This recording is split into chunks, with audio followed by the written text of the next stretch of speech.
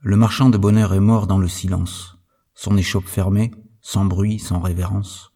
Lui et nous, trois fous, trois rêveurs sans pitié, avons racheté l'ombre où l'on vend des clartés.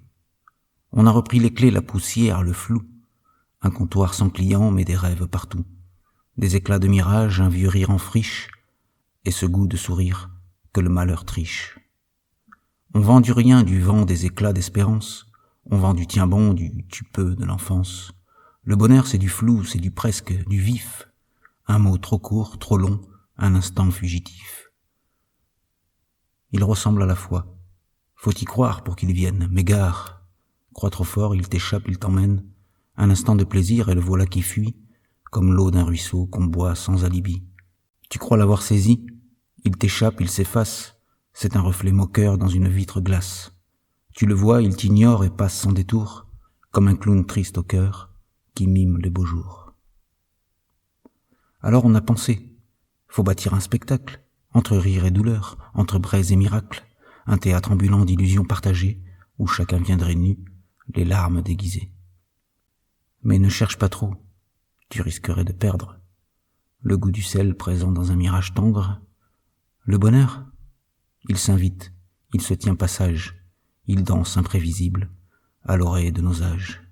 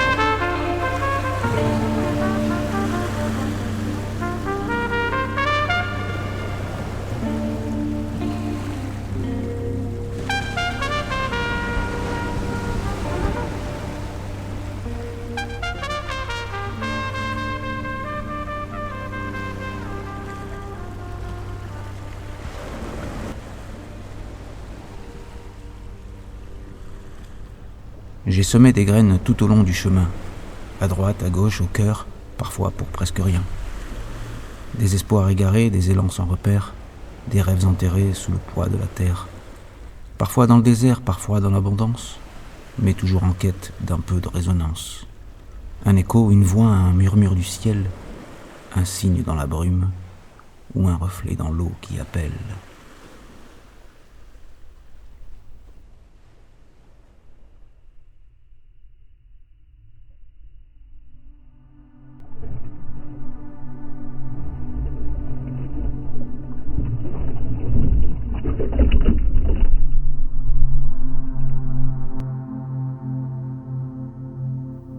Et puis soudain, le chaos devint mélodie. Les lignes disloquées formèrent une harmonie.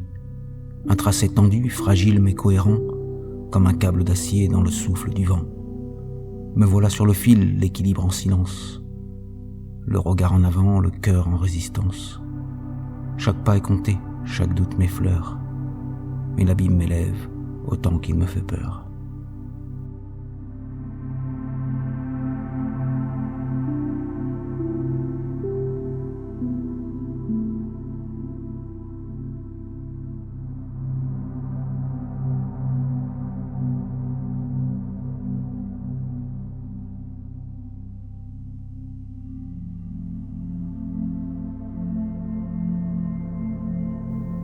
Faut pas vaciller, faut danser sans appui, sur ce fil invisible tendu entre deux nuits, car le monde est bancal, les certitudes floues, mais l'âme d'un funambule tient debout même à genoux.